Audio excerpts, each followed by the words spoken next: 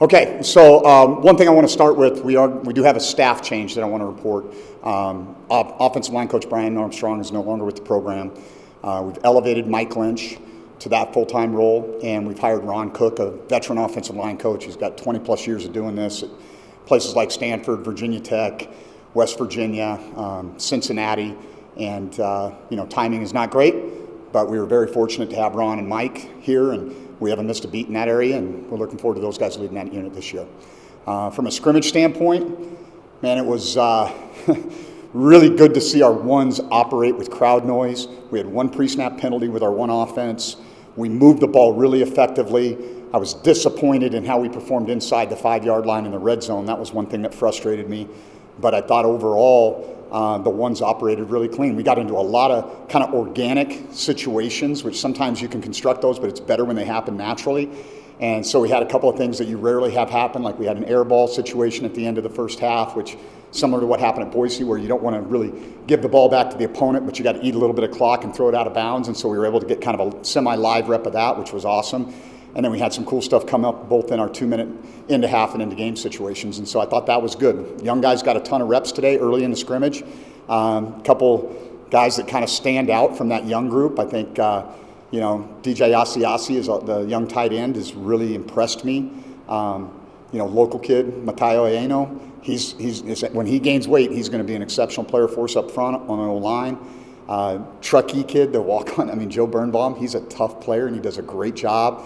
And then Zedekiah and Matt Kump, the two slot receivers, those are guys that have stood out a little bit on the offensive side of the ball. Another local kid that keeps making plays is Colston Kermode from Galena. And so it's been fun to watch some of those young guys kind of mature and grow and kind of figure some things out as we go through. Another young DB, Aiden Walker, is a young man that I see a lot of growth out of too. And so overall, I was pleased. I think I was glad to see our pass rush got going a little bit in the second half and some of those situational things. I think we weren't transitioning to pass rush as quickly as we needed to in the first half, and those guys made an adjustment and got going in the second half. You can see how impactful a guy like Jonathan Maldonado can be. Sam Cook had a really good day.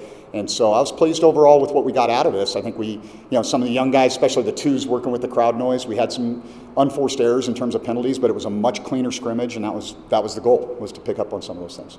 Yeah, the portion we saw, I think there were only 2 penalties. So from the, yellow flag coming out perspective over the whole practice, did you see growth there? Yeah, absolutely. Like I said, we had some issues. The first rack that we went with the twos with the crowd noise and working our sonar technique, that was a little bit janky. But once they got a rack of it, they came back out and they cleaned it up. And so I was really pleased with that. What were the biggest positives you saw just from today's practice specifically? Our ones didn't have a turnover. I think that's always a positive, and it was good to see. Like we had, I think it was Bam. Nakai Jackson had a pick 6. He baited the young quarterback a little bit. It was a really good growing and learning day for Carter Jones. He was in some situations, crowd noise, not paying attention to the play clock. A veteran linebacker saying, go ahead and throw it there, and then stepping in front of him and taking it the other way. And I think he's going to learn and grow a lot from that. And, the biggest thing about practice is about stressing yourself. You can't go out there to not make mistakes. You got to rip it. You got to cut it loose. You got to stress yourself in those situations, know what works, know what doesn't work, so that you're ready to go in the game. And I thought that today will probably be one of the biggest learning days that Carter will have in his entire college career. This is the first time you guys did the crowd noise, and I guess what was it, just the thought process behind that? Obviously going to Penn State, I would assume had a big impact on it. Yeah, I think that's going to be something we're going to have to operate with. I know watching the film and seeing Bowling Green a year ago, they pretty much went exclusively with a sonar type of what we call sonar, where the guard's tapping off the quarterback. And so that was something that we needed to get good work in. And it's easy to do in a practice, but when you do it in a scrimmage setting, you get a little bit more real work. In terms of maybe the biggest thing that you want to improve based on today's scrimmage, was it like the inside the 5, or were there other things you would point out? I would say my takeaway is right now I don't like where we're at. We've got to add some things in the low red to be a little bit more efficient. I think that's from an offensive standpoint. That's it. Defensively, our twos blew a couple coverages in our red zone lockout period, and there's a concept that we'll see a lot, that they have seen a lot, that we've got to get cleaned up. And so not making the same mistakes again is going to be a big push for us coming out of this week as we go into our mock game week next week, and then obviously preparing to go to Penn State. Yeah, as they go into your mock game week, fall camp might not technically be over, but what has been accomplished? Where do you feel most comfortable heading into the season? Yeah, I do feel like I feel like we're a tighter team. I think these guys have, I talked a lot about competitive composure and competitive maturity. I really haven't seen those issues. Knock on wood, that's something I think these guys get that, hey, through the off season in the summer, maybe it's a little, in spring ball, it's offense, defense, but once we come to fall camp, we're all one Wolfpack. And so I think those guys have really done a good job. Our leaders have done a really good job of kind of modeling that behavior, and our young guys now, that's all they know. And so I'm really pleased with that. I do feel like we're a deeper team overall. We're missing a guy, we don't maybe have a Keaton Crawford or a Jaden, but we've got depth at every position. We've got some really intense position battles like at linebacker and wide receiver that we've kind of got to get filtered out through the course of this mock week. And I do think that we're a tougher team. I think we play a physical brand of football. There's real contact out there, and that's kind of been a theme that I felt like has played out throughout fall camp, is that we've had a lot of really physical practices.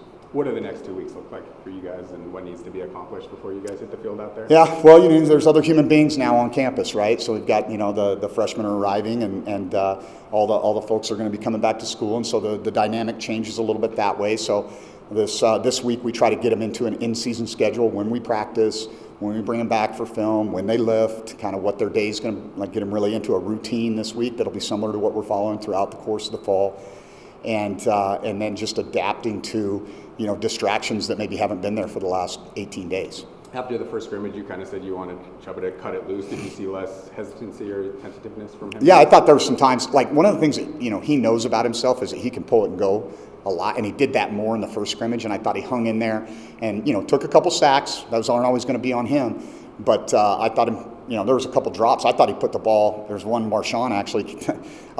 He put it low and away, perfect spot on a third down, and Marshawn, will make that play for us in the future. But he went right back on the very next play, and he drilled an in cut to him, and I was like, okay, that says a lot about it.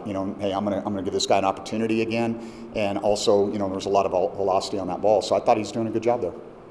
How encouraging was it to see the response out of some guys maybe in practice this past week leading into this second scrimmage after going through film of the first one? Yeah, I think they all got the message. I think I could hear those guys talking about, one of the things we talked about with our offensive line was having more urgency taking the line, and you could hear those guys saying those things and reminding them that.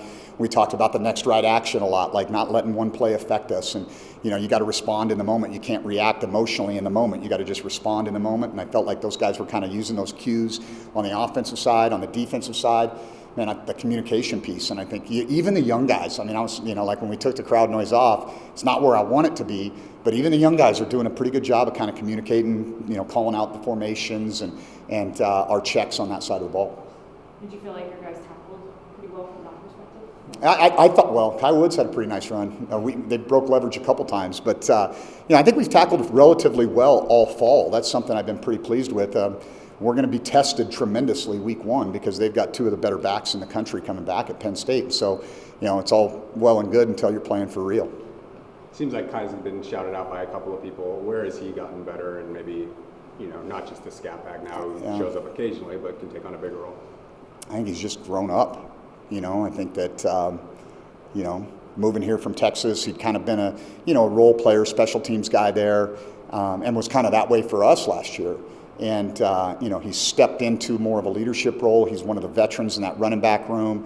I think Coach Mastro, having him around to kind of push his buttons and hold him accountable. And I've just seen a lot of growth, and I think he's embraced being a part of the pack, and that's a big part of it too. I think he'd probably say one of the guys he's closest to on the team is Thomas Whitty. They went up to Alaska over the 4th of July. And, I think that's pretty cool. I think that speaks to one of the things I was talking about earlier about how unified our team is. When you look at the kickers, we got to talk to them earlier this week. Where does that battle stand right now, and where's your comfort level with that position with two new guys? Yeah, that's an interesting group. Both of them have fantastic stories. We have elevated our specialist room tremendously. And I do think that Joe is going to be the starter at kicker going into this, and I think that Bailey's got the role at punter. But we have guys, Joe is a good punter. He can fill in there. Tyler Manship, local kid from Incline, he can do both, right? And then Keaton Emmett has this monster leg, and we just kind of got to get him dialed in a little bit. Coach Armstrong, I guess, when did that happen, the timing on that? It was about probably a week ago or so. And the timing of it, what kind of difficulties are there just navigating that as you guys are so close to the season? I think that it's never a good time, but I just like, this has worked out so well, having the fact that Ron was available and we were able to get him in. It was a very seamless transition. The fact that Mike was already in the room, There was familiarity with our guys. They've responded really well to Ron and Mike, and I think those two guys are going to do a really good job in this room. What is just your overall thoughts on the offensive line as you've gone through fall camp? Well, I think we're going to go as they go. If they can perform consistently well, I think that's how our offense is going to go. We still have some competition there. We brought in 3 transfer tackles, and those guys were kind of mixing and matching it right and left and trying to find our blend right there. I think Andrew and Grabowski in the middle of the deal have been really consistent, and now it's about finding that other guard, whether that's Hadeen or whether that's Snoop. Those 2 guys have performed well enough in camp, and so I think early in the season you may see us roll 6, 7 guys, and that's a luxury, right? I'm cautiously optimistic about that group, man. I know we lost 3 starters off that group from last year, but it's a really cohesive group, and there's talent there. We've just got to get them to play 5 as 1. That's always the challenge with that group. Did Coach Armstrong take a job elsewhere? I guess what kind of... No, I'm not going to comment on any of that. Yeah. So more like Coach's decision on your standpoint? Or? I'm not going to comment on it. Just at the linebacker position, I know you mentioned last week how there's a really good battle going there. I guess what more can you tell us? Yeah. I think it's really tight again. Like kind of the guy that was, learning the system a little bit and was a little bit slower because he wasn't here in the spring was Nakayan. And then Nakayan goes out there today and does some great things. And so I feel confident in 5 guys right now that we could play there. We could roll. I think we've got the veteran guys, and Stone's probably been the most consistent guy through fall camp. Austin is a guy that understands the system, great communicator, really innate leader. EJ has elevated his play a ton. Najee is a tremendous athlete. When that guy starts running, it's ridiculous. He can, he came from one side on a quick screen to the other, and it was looked like a laser coming across the screen. And then, Bam's starting to figure out what we're doing, and he had the disadvantage of not being here in the spring. All those other guys did, but now you can start to see him go. And so I think you're going to see us roll a lot of guys early in the season until we kind of solidify what that group's going to look like.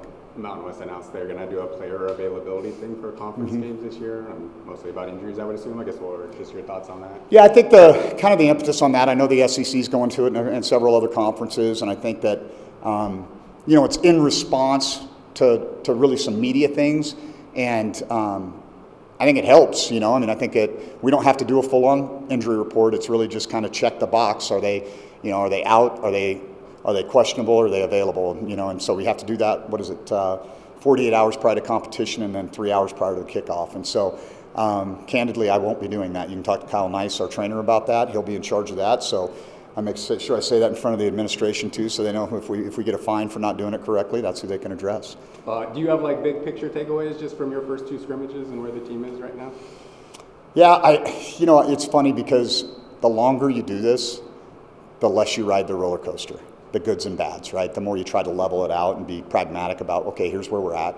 It's a long season. It's more about what I'm concerned about, okay, this is an area we got to be concerned about, whether it's depth, whether it's guys getting nicked up, like we've kind of had no catastrophic things at wide receiver, but we've kind of had a revolving door at wide receiver with a groin here, a finger there, or whatever. And so that's an area where I'd like to see us have a little bit more continuity and have a little bit more chemistry with the quarterbacks, and we just, for whatever reason, it's kind of been a little bit janky. So that would be an example of one of the things that you're like, okay, I'm not quite sure on that yet. I don't question our guys' effort. I don't question their physicality. I think we're a more disciplined football team. It's great to see the progress from learning from scrimmage 1 to scrimmage 2 and having the officials out there operating with crowd noise. We're going to be tested right away. And so we'll learn a lot about ourselves when we go to Penn State.